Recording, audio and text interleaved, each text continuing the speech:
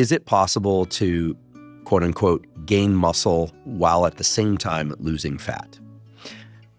Yes. Great. That will be reassuring to people. Yes.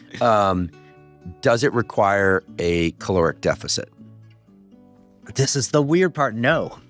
And just super interesting, man.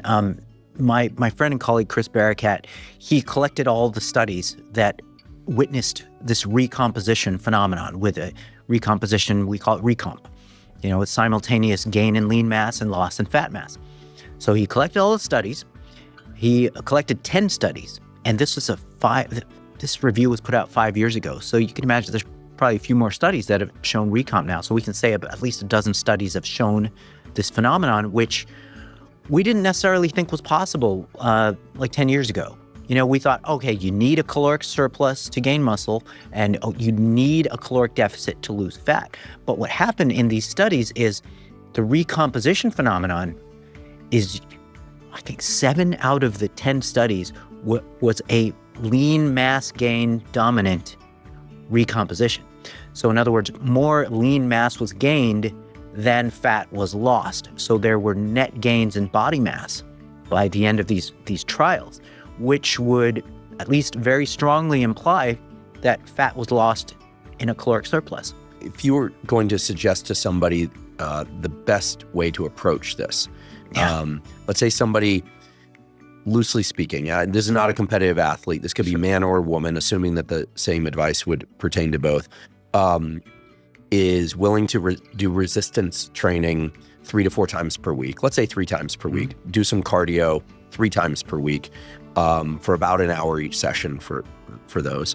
And they are willing to eat maintenance calories or slightly over, and their goal is to gain some muscle and lose some fat. Where would you set the calories relative to their needs? Would it be an extra 200 to 500 calories? I realize that's hard to say because we should talk in percentages, but let's just keep it broad for sake of a broad audience. How much more than maintenance should somebody ingest? I would say sort of the simple and direct answer is to try to keep the caloric surplus pretty judicious. So 10%-ish above maintenance conditions, which could be for somewhere between 200, possibly 300 calories above what you see as maintenance. And the common thread amongst these recomposition studies was that protein was very high.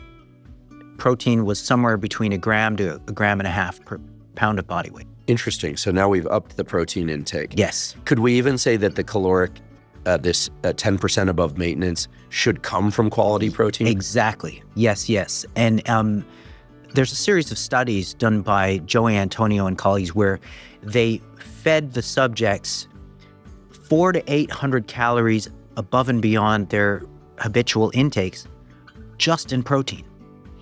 And either recomposition happened or no significant change in body composition happened. Were they training? They were training. They were resistance training. And so what protein apparently does when you consume very high amounts of it, up to 1 gram, 1.5 grams per pound of body weight, is it just sort of spontaneously does some magical things. It'll drive down your intake of the other macros.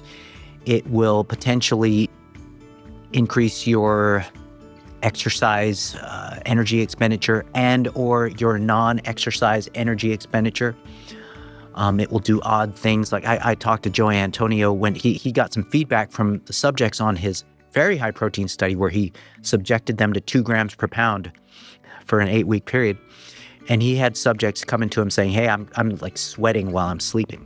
When you say 2 grams of protein per pound of body weight, are we talking about increasing total caloric intake or just using more of one's daily caloric needs, devoting more of that to quality protein? See, that's the super interesting and kind of mysterious part. They're literally saying, okay, maintain your usual dietary habits and then just add 50 to 100 grams of protein on top.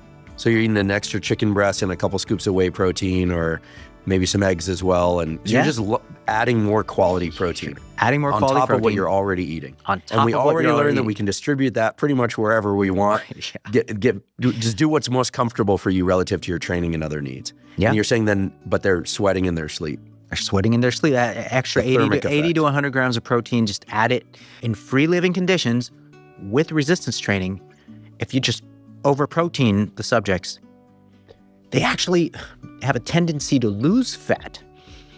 And it's a really interesting phenomenon because it's been seen repeatedly. With men and women? With men and women, yes.